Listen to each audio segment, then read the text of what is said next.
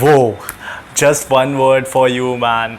Awesome. Like, this was something what I was looking for, and I wanted people to see that, what Lumion can do and what you can achieve from Lumion. And there are many other software from which you can achieve something like this. So, yeah, guys, if you have something like this, or some walkthrough or short videos also, that you have created, you have structured, and you have made, so go ahead, share it with me. I will make sure that people see it, people get inspired, and this will actually help not us but many other people who are struggling to do these kinds of work, and who actually don't know the potential of all these software, that what all you can achieve. People have great idea, but people don't know how to show it to other people.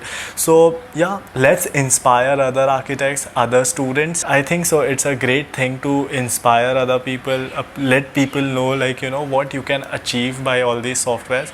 So go ahead, share your renderings, share your walkthroughs with me. I will share it over here, and I will definitely give you credits also, don't worry about that. So yeah, go ahead. And guys, if you haven't subscribed to my channel yet, I would suggest subscribing to my channel, because I am making architecture related content. And if you haven't seen my other videos, I have mentioned the link for my other videos also, and I think so it will be really helpful for you guys.